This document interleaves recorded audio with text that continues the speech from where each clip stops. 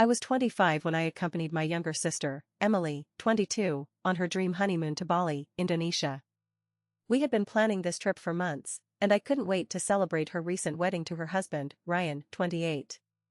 As we arrived at the luxurious resort, I couldn't help but feel a sense of excitement and relaxation wash over me.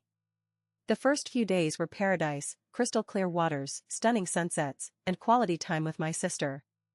However, on the fourth day, Ryan mentioned that he had a business meeting with a local investor, and Emily asked me to join him for a few hours while she went shopping.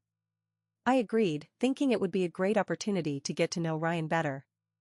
As we sat down at a quaint cafe in Ubud, Ryan started telling me about his business ventures and his plans for the future. I was impressed by his entrepreneurial spirit, but then he mentioned that he had been struggling to find the right investors for his startup. I offered to help him brainstorm some ideas, and that's when he dropped a bombshell. "To be honest, I'm not really in love with Emily," he said, sipping his coffee. "My parents are wealthy, and they want me to marry someone from a good family. Emily's family is not exactly what they had in mind." I was taken aback. "What do you mean?"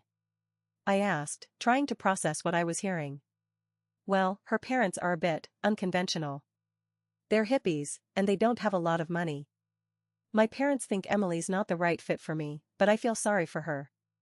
She's a great person, and I don't want to hurt her." I felt like I had been punched in the gut. I couldn't believe what I was hearing. I thought about all the times Ryan had seemed so loving and supportive towards Emily, and I realized that it had all been a facade. As we finished our meeting, I excused myself and called Emily to warn her. You need to know something," I said, trying to keep my voice low. "Ryan just told me that he's not in love with you. He said it's all about your family's background."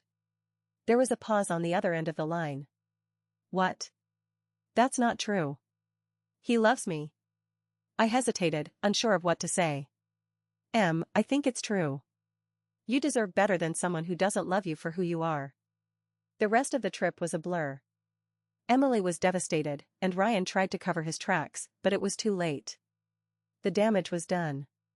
As we packed our bags to leave, Emily turned to me and said, "Thanks for telling me the truth. I don't know what I would have done if I had stayed with him." As I looked at her, I knew that I had made the right decision. But now, I'm left wondering, was I wrong to lie to Ryan and tell him I wouldn't say anything to Emily, or was I right to protect my sister from a toxic relationship? Was I wrong?